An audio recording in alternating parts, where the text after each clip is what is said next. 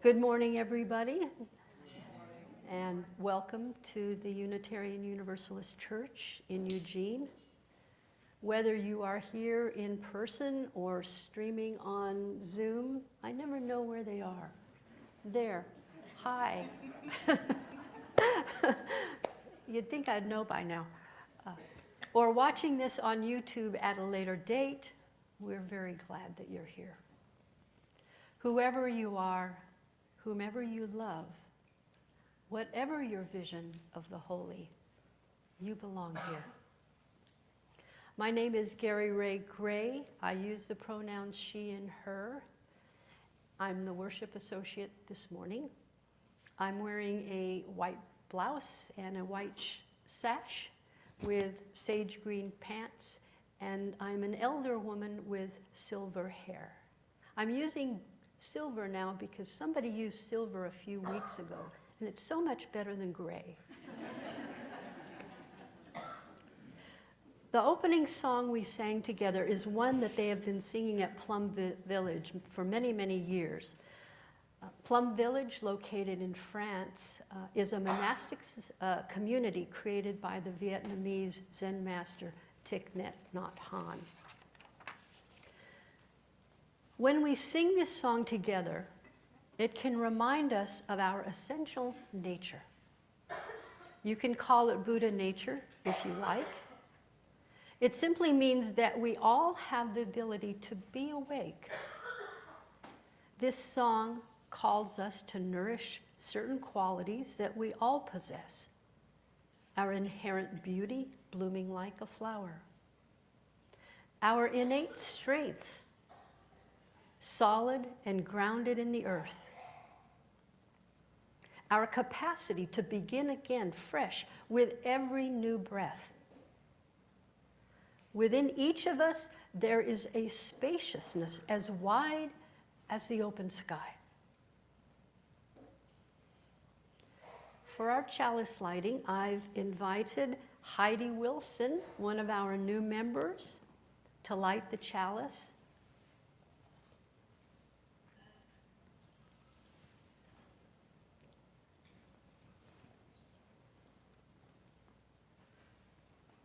I will read these words from Kyvan Fenton, a local poet and friend of the church. It went out. Oh, there it is. Okay.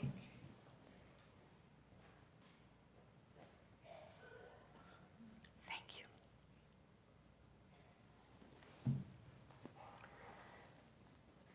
This moment is all that ever really exists.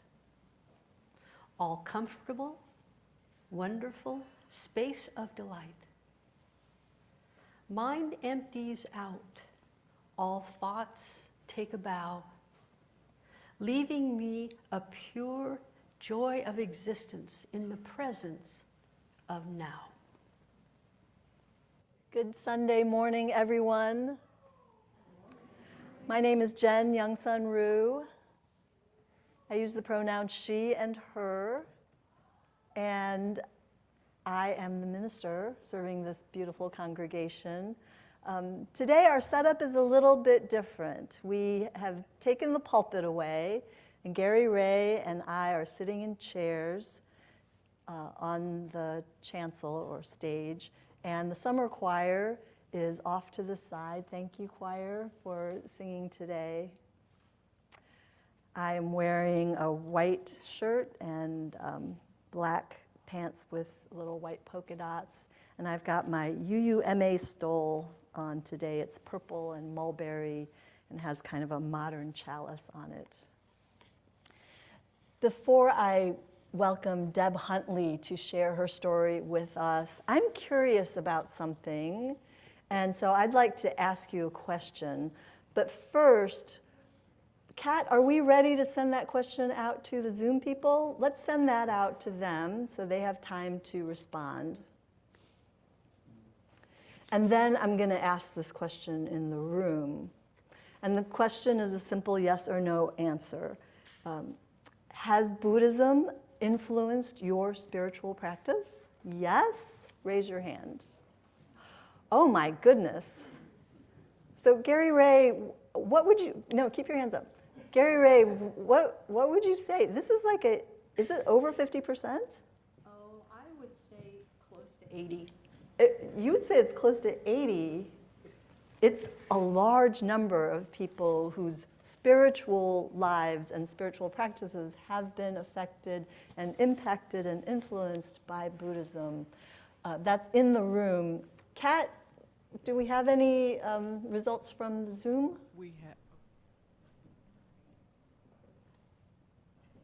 We have 83% yes, 10% no, 7% not sure. Wow. That's, I don't know, I'm surprised. Are you surprised? You're not surprised. Okay, not surprising. Yeah, when you think about it, it isn't really that surprising, given that Unitarian Universalism and Buddhism both value study and self-inquiry. They both value mindful awareness and the development of inner wisdom. Unitarian Universalists, given who we are also drawn to Buddhist teachings that combine the personal practices with active compassion for our world. We are people of the open heart, and that means we are open to the whole of life, the incredible beauty, the awesome power, and the unexplainable cruelty. In one of our many conversations, Deb Huntley once described her mother as expansive. That struck me as a lovely way to describe someone. And I can see that expansiveness in Deb. Thank you, Deb, for sharing your story with us. We are ready to listen.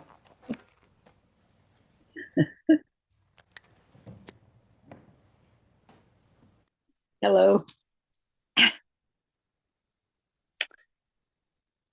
Good morning. I am Deb Huntley and have lived 77 years. My favorite, let me just this a minute. Here we go. Is that better? Okay. My favorite pronouns are she, we, and us. I'm a UU Buddhist who has been a member of this church for over 11 years. Today I'm here to show how 50 years of Buddhism have influenced my life. Of course, that is impossible, but at least I can try. So I wrote this to read to you, to give you a glimpse of my life and of my profound teachers who have all died, yet are still alive in my heart. When one would die, I looked and found another for over 50 years. I'm coming to you from my wheelchair as I'm home with MS. Slide. This is a photo of me at age 5 in Phoenix, Arizona, early 1950s. 2 years after this picture, I was diagnosed with a bone disease in one hip that put me in traction for a year. My mom homeschooled me for that year. When I went back to school, I was on crutches and I was dyslexic. There was no definition yet for dyslexia in the 50s. I spelled words just like they sounded. I'll never forget the teacher sitting at her desk, reading all of our papers and stopping when she came to mine. She shouted, "They, THAY." And then she threw the paper on the floor. I was crushed, but slowly picked up my crutches and went over and got my paper and returned to my seat. Well, this was certainly a horror story in my young life.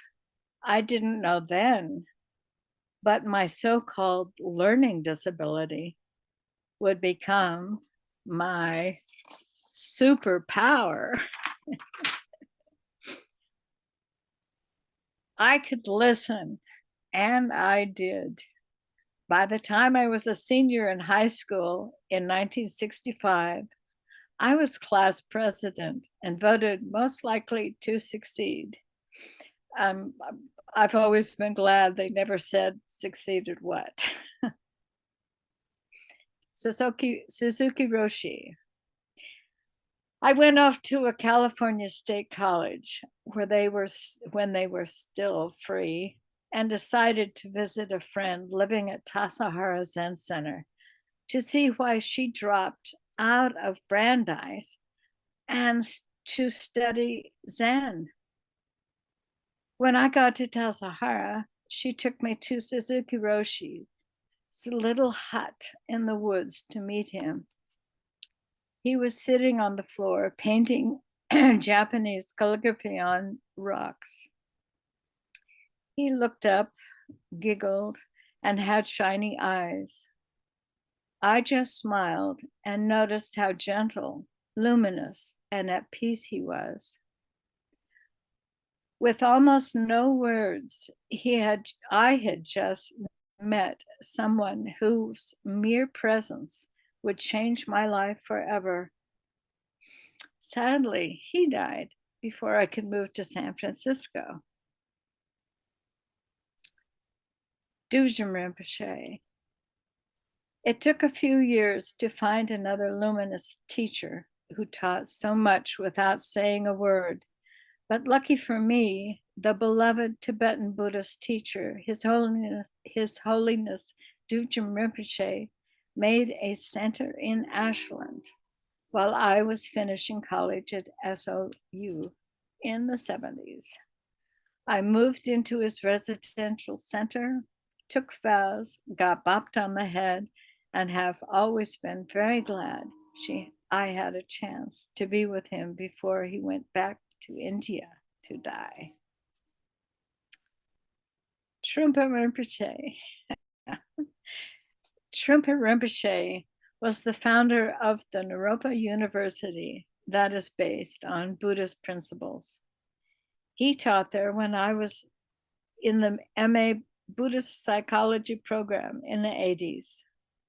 There was a saying at the time, in the West, psychology would host Buddhism, but then Buddhism would host psychology. The MA program was 3 years long and included a 3-month meditation retreat in the Rockies. And for me, a 1-year internship with Boulder Hospice.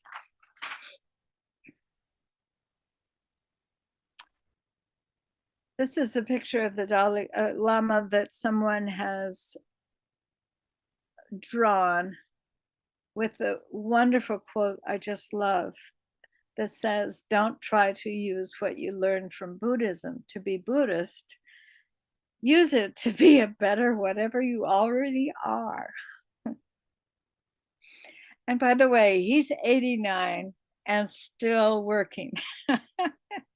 He's on the job with his wonderful group of monks around him. I was one of his guards the day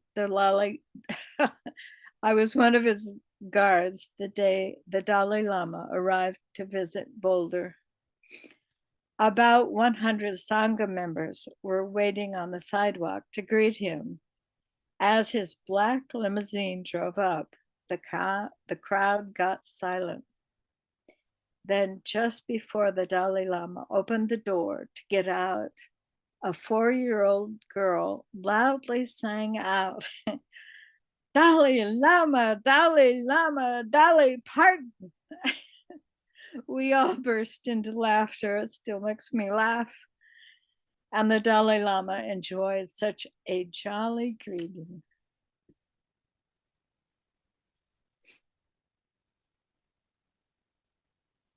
There's a picture of me when I was guard that day. after Naropa, I went to Rinpoche's Tibetan Buddhist Seminary. That's how I looked. Okay. This is Thich Nhat Hanh. Oh, nice picture. I went to several 1-month-long retreats with Thich Nhat Hanh in the US. And in 92 was able to go to his monastery in southern France, Plum Village. By the way, Reverend Chen went there too about 12 years later. Visiting Plum Village and taking more vows with Thich Nhat Hanh made me want to stay there, and I might have, but I didn't want to be a nun. I love the nuns and monks, but that is not for me. I was an independent American lesbian and very much in the women's liberation movement. I wanted to return to America and resume my ordinary life, family life. So I did. Oh, hi, Roshi. Roshi was German and had personally escaped Hitler's advances at age 12. She was asked to greet him with a bouquet of flowers when he visited her village. He thought she was a perfect Aryan. Soon after, her whole family fled and made their way to America. As a Roshi, she warned us that America must protect all of its precious freedoms or it could lose them.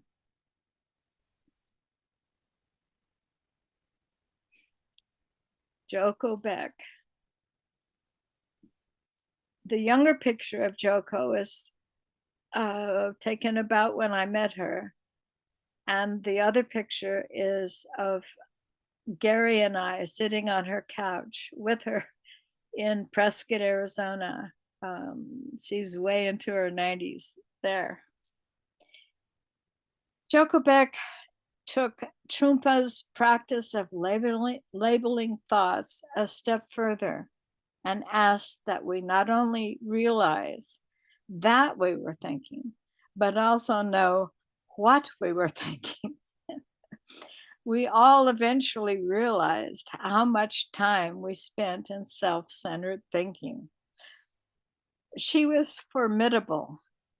Joko was my only American teacher and my final formal Buddhist teacher. She really did strip everything down to the bare bones and taught until she herself was just bare bones at 94. But I swear she glowed.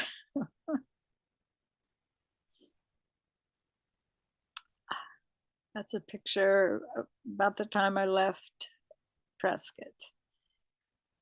Do I think it has to take 50 years to come to grips with being fully aware of this life? Absolutely not. Do I think one needs to have a guru to find truth? No way. As far as I can tell, if we really see for ourselves, we will see things as they are. And if we look for truth, we will find it. In Joko's words, life itself is the true teacher. Look at all the bright young people right now that really want to help the planet. Look at all the people around the world that are really trying to help humanity. There are very many Buddhists alive today. This church is full of them. Bodhisattvas are people that have the capacity and the inclination to help reduce suffering wherever it shows up. We are very, very lucky with this good community. No matter what, we can support each other. Don't be surprised if I pop up one of these days to say hi. I wrote a little booklet a few years ago called Meditation Education that might be in the church's library. I've given its copyright to the church. Okay, thanks for listening.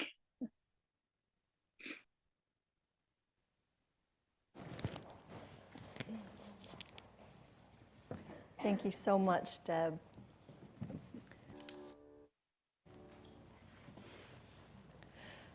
When the average person thinks about Buddhism, I think they may imagine a lone practitioner sitting perfectly still on a cushion, a square upon the floor. But you don't have to sit still to meditate.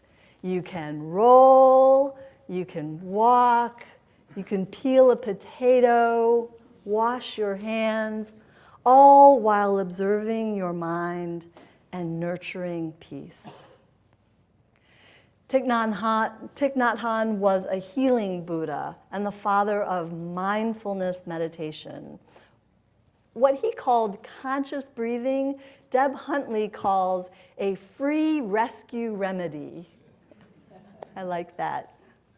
Breathing consciously can restore strength when we are overwhelmed with any emotion, anytime, any place. Simply breathe and say to yourself, breathing in, I know that I'm breathing in. Breathing out, I know that I'm breathing out. Or you can just shorten it to in, out. And do it for as long as it takes until you feel better. We can ground ourselves in this way and restore our strength enough to continue. Gary Ray is going to lead us in a guided meditation that comes from Sister Annabelle Laity, Chanduk.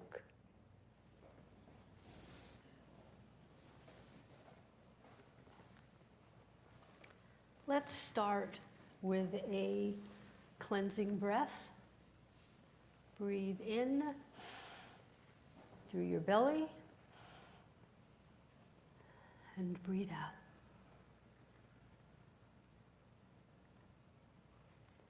Breathe and you know that you are alive.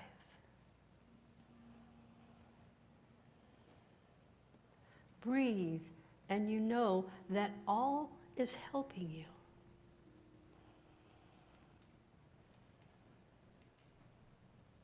Breathe and you know that you are the world.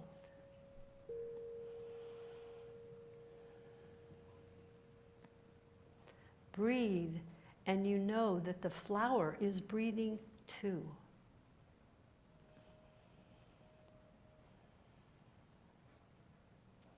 Breathe for yourself and you breathe for the world.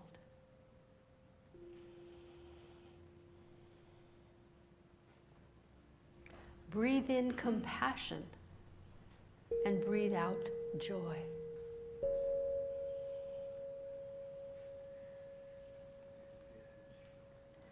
Breathe and be one with the air that you breathe.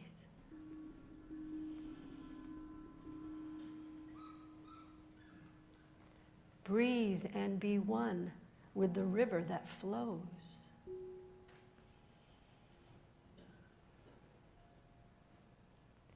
Breathe and be one with the earth that you tread.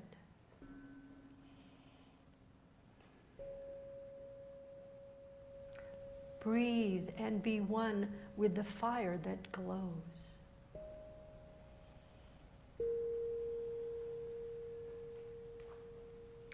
Breathe and you break the thought of birth and death. Breathe and you see impermanence is life.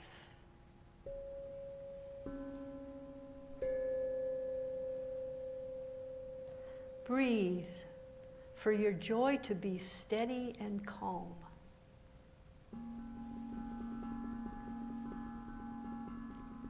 Breathe for your sorrow to flow away.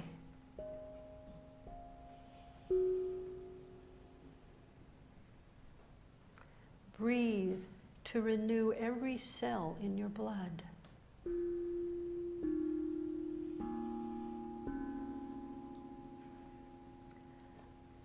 Breathe to renew the depth of consciousness.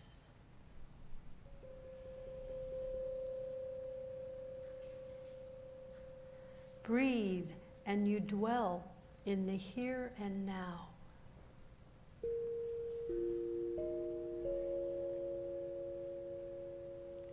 Breathe and you touch is new and real.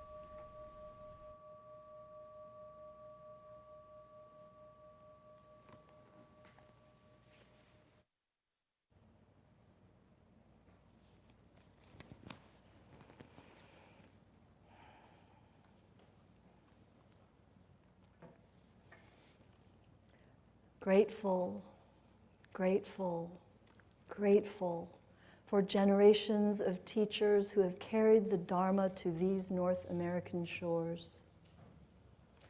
Grateful, grateful, grateful still for teachers who carry the Dharma into the future with their own language, their own unique expression.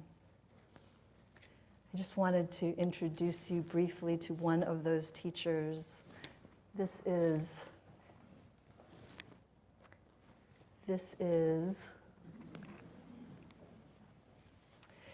Lama Rod Owens. Here's a photo of him that shows him teaching with students in the foreground. Here is how Lama Rod Owens describes himself. He says, "I am black, I am queer, Southern, and fat." A graduate of Harvard Divinity, he teaches and writes extensively and focuses on the intersection of social change, identity, and Buddhist practice. I know that some people view Buddhist practice as perhaps a retreat from the turmoil and the pain of living in these very fragile bodies on this ever-shifting earth, alongside unpredictable human neighbors. And while the discipline of developing a less reactive mind is a worthy goal, Unitarian Universalists tend to be drawn to practices that also engage the ethical concerns of the world. And that's why I'm drawn to Lama Rod Owens, and I think that's why UUs in general hold Thich Nhat Hanh in such high regard. He is not only the father of mindfulness meditation, but he is also the parent of engaged Buddhism. In the 1960s, he started a school in South Vietnam where students studied the Dharma and also served the needs of the traumatized peasants trying to survive that war. For their actions, some of these students were kidnapped and some were even murdered. In the midst of all of this brutality, their teacher, whom they called Te, taught them to follow their breath in order to maintain a calm mind, even in the midst of the most difficult situations.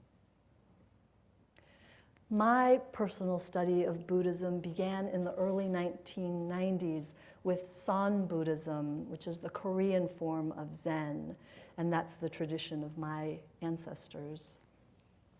I could see how a focused examination of my own mind could help to break through the delusions that caused me such unnecessary suffering. But I also didn't want to spend all my time in sparse rooms, sitting on a cushion day after day. I wanted both. I wanted the practices and the teachings, and I wanted to be fully engaged in this horrible, beautiful, messy world. We know, don't we, that the same mind that starts war cannot be the same mind that ends it. The habitual mind will never bring peace. And so the Dharma, the teaching, is vital.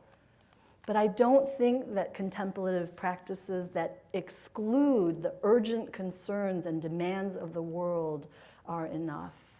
I mean, what is mindful awareness for, right? What is the point of waking up and gaining consciousness? I believe the point is to rise up from the cushion and to face the problems of the world in a clearer way and with a more ethical perspective.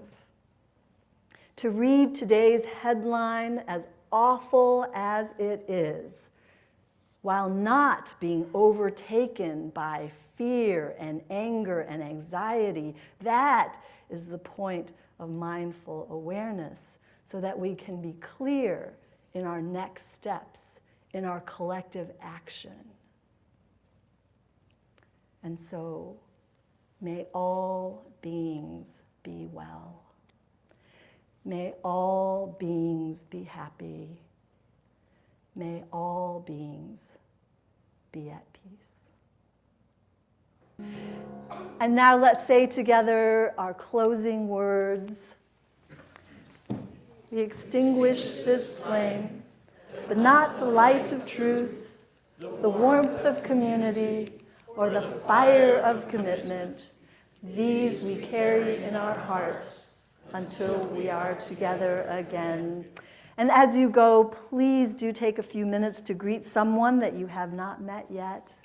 Go in peace, my friends. Go in love.